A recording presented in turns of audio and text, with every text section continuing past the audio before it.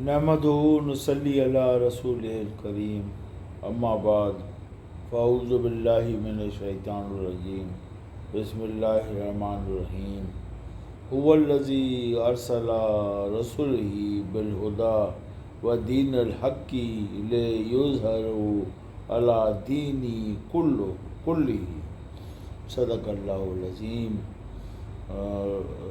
رب یسر ولا تعسر وتمم بالخیر صدق اللہ العظیم۔ بعثت محمدی صلی اللہ علیہ وسلم آج کا عنوان ہے، اور یہ ضروری بہت ہے کہ میں اور ہم سب یہ جانیں کہ بعثت محمدی صلی اللہ علیہ وسلم یہ عنوان کیا ہے اور کیوں ہے اور کس کے لیے ہے۔ اور شروع کرتے ہیں، ابھی اس میں زیادہ تاخیر نہیں کرتے۔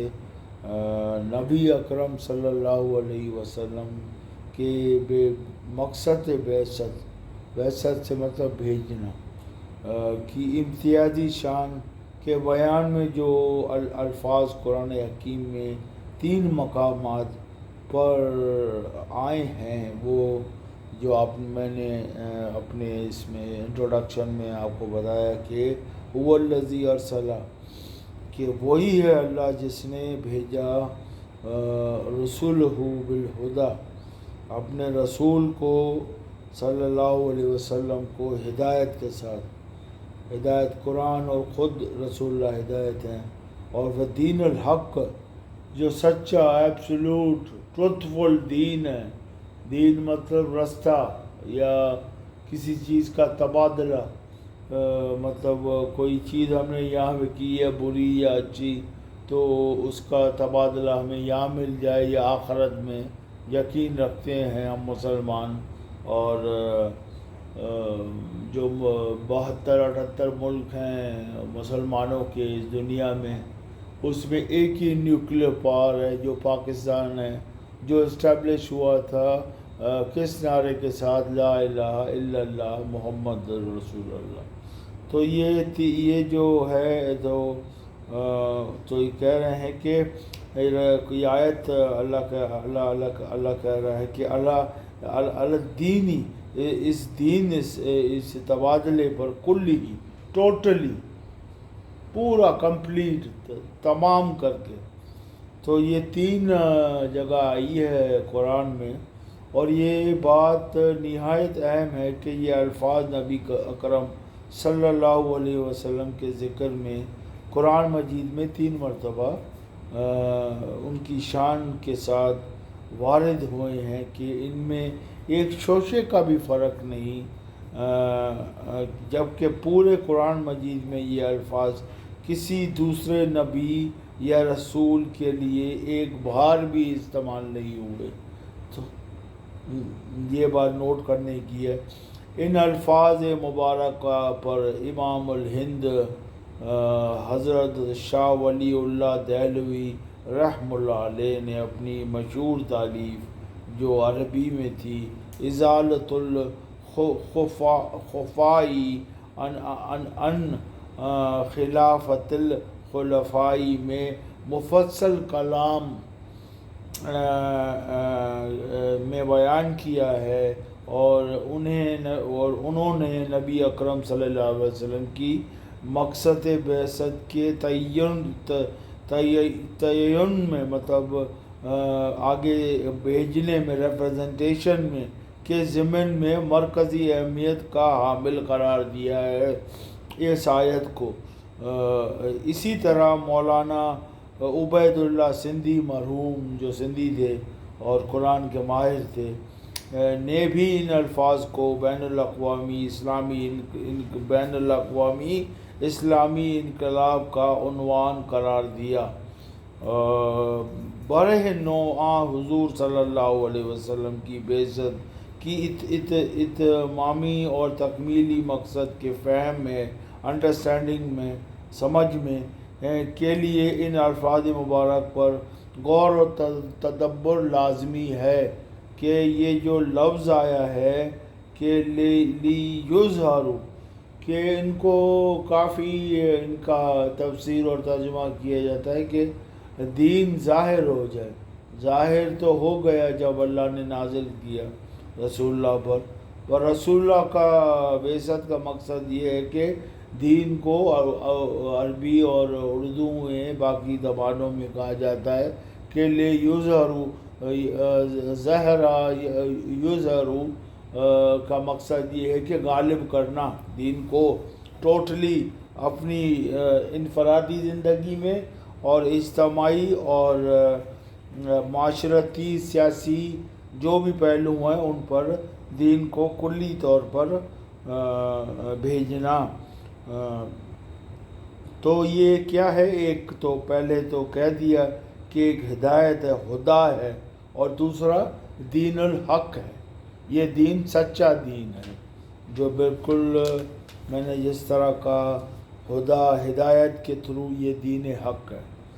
اب یہ خدا کی وسیع لغوی مفہوم پر رکھیے تب بھی بات غلط نہ ہوگی، لیکن نظائر مطلب نظریہ قرآن جو ہوتے ہیں کی مدد سے اس کی مراد کے تعین کی کوشش کی جاتی ہے. وہ ہے قرآن کریم، قرآن حکیم، قرآن مجید، اس لیے کہ وہی ہدی للمتقین ہے جو سورہ بقرہ میں شروع میں آیا ہے کہ یہ کیا ہے؟ ہدی للمتقین، ہدایت ہے کن لوگوں کے لیے؟ جو متقی ہیں. اور ہدی للناس ہے، ہدایت بھی ہے متقین کے لیے بھی، اور ہدی للناس، ناس سے مراد مسلمان بھی ہو گئے، کافر بھی ہو گئے، مشرکین بھی ہو گئے، ملحد بھی ہو گئے. اگر وہ چاہیں ان کی چاہت ہو ہدایت لینے کی تو اللہ ضرور ہدایت دیتا ہے. اور اسی کی شان میں یہ الفاظ بھی وارد ہوتے ہیں کہ وَلَٰكِن جَعَلْنَاهُ نُورًا نَهْدِي بِهِ مَن نَّشَاءُ مِنْ عِبَادِنَا. سورہ شورى سے اس کی ترجمہ یہ ہے کہ لیکن بنا دیا ہم نے اسے روشنی، ہدایت دیتی ہے اس کے ذریعے جسے چاہیں اپنے بندوں میں سے. اور یہ بھی الفاظ اللہ نے کہا کہ بسم اللہ الرحمن الرحیم ان ھذا القرآن یہدی للتی ہوا اقوم.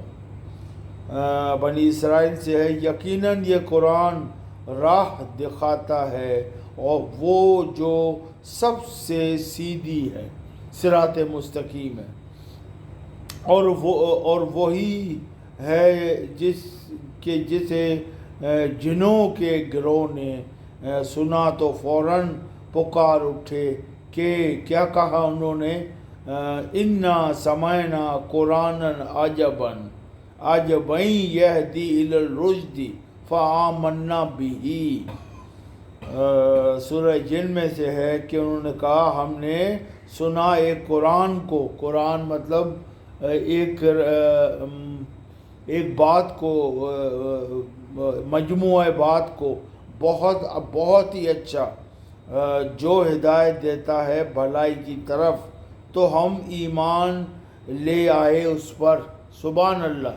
مسلمان ایمان نہیں لا رہے مگر جنہوں نے ایمان لا لیا تب جو رسول اللہ کو سنا. یہ آیت تلاوت کر رہے تھے نماز میں. مزید برآں سورہ حدید کی آیت 25 میں ارسال رسول کے ضمن میں فرمایا، مطلب بھیجنے کے رسول کو، جو رسول اللہ صلی اللہ علیہ وسلم ہے. بسم اللہ الرحمن الرحیم لقد ارسلنا رسلنا بالبینات وانزلنا معهم الکتاب والمیزان. ہم نے بھیجا اپنے رسولوں کو واضح تعلیمات اور روشن نشانیوں کے ساتھ، اور اتاری ان کے ساتھ کتاب اور میزان دو ترازو لے کے بیٹھی ہوتی ہے نا آج کل جو پوری دنیا میں جو لیگل سسٹم ہے، جوڈیشری ہے، اس میں ایک اندھی عورت کھڑی ہوتی ہے میزان لے کے کہ وہ کیا کرے گی، انصاف کرے گی، جسٹس۔ تو یہ رسول کہہ رہے ہیں کہ یہ قرآن ہے، اللہ کا کلام، اللہ کہہ رہا ہے یہ جو کلام جو ہے، جو میری صفت ہے اور میرے بھیجا ہوا یہ ایک سسٹم ہے جو آپ کو انصاف دے گا، جسٹس دے گا۔ کس کے تھرو؟ رسول اللہ کی ذات کے تھرو، جو انہوں نے ہدایت دی، قرآن اور سننا۔ اب تو اس سے ظاہر ہے کہ یہ آئے مبارکہ جس طرح میزان کو دین الحق کے کا قائم مقام کی حیثیت حاصل ہوتی ہے اور دیتی ہے، اسی طرح الکتاب ٹھیک اسی مقام پر وارد ہوا ہے جہاں یہ زیر بحث میں الہدیٰ کا لفظ آیا ہے۔ گویا الہدیٰ سے مراد بعثت محمدی صلی اللہ علیہ وسلم کے ضمن میں سوائے القرآن کے اور کچھ نہیں۔ یہ قرآن اللہ کہہ رہے ہیں، یہ قرآن یہ جو لکھنے والے ہیں یہ کہہ رہے ہیں کہ قرآن کے سوا اور کوئی ہدایت نہیں، قرآن ہی قرآن ہے۔ اور جو ہم المیہ ہے ہمارا ایک بہت بڑی شدت ہے ہماری زندگیوں میں جو غائب ہے، جو ہم قرآن کو پڑھتے نہیں، سمجھتے نہیں، اور تلاوت تو کرتے ہیں بے شک، مگر عربی کو سمجھتے نہیں، ترجمہ نہیں پڑھتے، تو کیسے ہدایت کو سمجھیں کہ یہ ہدایت ہے اور اس کو پڑھنا ہے۔ واضح رہے کہ سورۃ الحدید میں یہ سیریز ہے، یہ ان کو کہتے ہیں کہ المسبحات، جن میں سبح کی گئی ہے، اللہ کی پاکی بیان کی گئی ہے، کا درجہ رکھتی ہے، اور اسی ایک آیت کی شرح کی حیثیت رکھتی ہے۔ پورے جو سورہ صف میں مرکزی آیت ہے جس میں یہی الفاظ آئے ہیں، دین الحق، تو یہ 3 مرتبہ آئے ہیں قرآن میں۔ اسی طرح دین الحق کو بھی خواہ ظاہری ترکیب اضافی پر محمول مطلب رکھا جائے، کر لیا جائے، گویا اس کا ترجمہ کیا جائے حق کا دین، خواہ اسے یہ عربی ہے، اس کو چھوڑیں،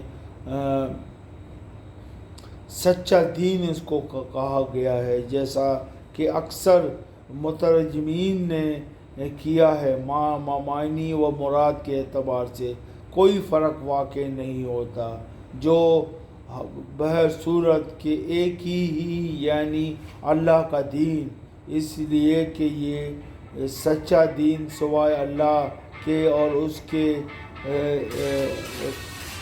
اسی کا ہے، اور ذات حق بھی ذات باری تعالیٰ سبحانہ و تعالیٰ کے سوا اور کس کی ہے، یہ سوال اٹھا رہے ہیں۔ آگے سورہ حج سے ایک آیت بھی ہے، ذالک بِأَنَّ اللَّهَ هُوَ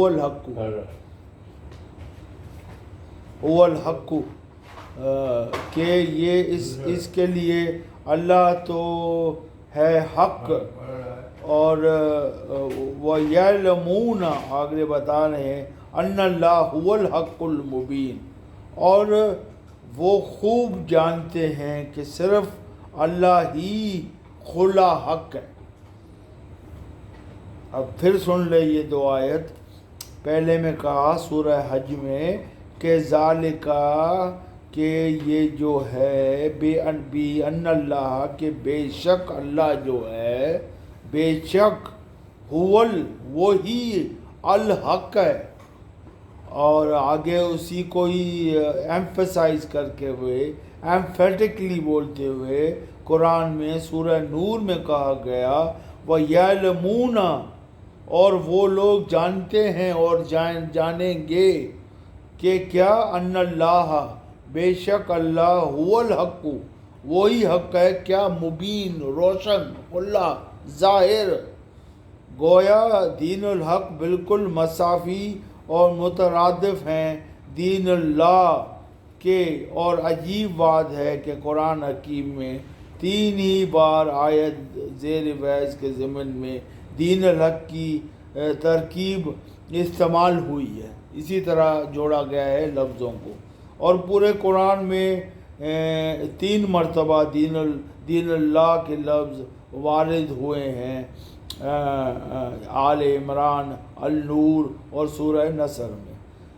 اس پر توجہ مرکوز کی جائے تو عربی لغت میں اس کی اساسی مطلب بنیادی مفہوم سمجھنا بالکل وہی ہے جس میں یہ لفظ اساس القرآن مطلب قرآن کی بنیاد سورہ فاتحہ ہے جو ہم پڑھتے ہیں، جو ایک ہم التجا دعا کرتے ہیں اللہ سے، سورہ فاتحہ جو اوپننگ چیپٹر ہے، فاتحہ کہتے ہیں فاتحہ کھولنے کو۔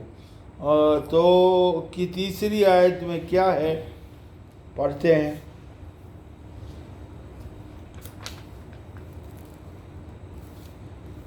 تیسری آیت میں ہے کہ الحمدللہ رب العالمین الرحمن الرحیم، پھر کیا کہا گیا، مالک یوم الدین، مالک ہے، پوزیسر ہے، بادشاہ ہے، کرنے والا ہے کس کا، اس دن کا، اس یوم کا، اس یوم کا۔ یوم عربی میں دنوں کو بھی کہتے ہیں، ٹائم کو بھی کہتے ہیں، اور ٹائم بھی اللہ کے ہی نظروں میں ایک متشابہات ہے، جو قیامت کا دن ہے، جو بدلے کا دن ہے، تبادلے کا دن ہے، وہ دین ہے، دین سے نکلا ہے، دین مطلب قرضہ، جو ہم یہاں پہ جو کرتے ہیں، اچھے برے جو بھی ہمارے حالات ہیں، کیپیسٹیز ہے، اس کے حساب سے جو ہمیں یہاں اللہ نے بھیجا ہے۔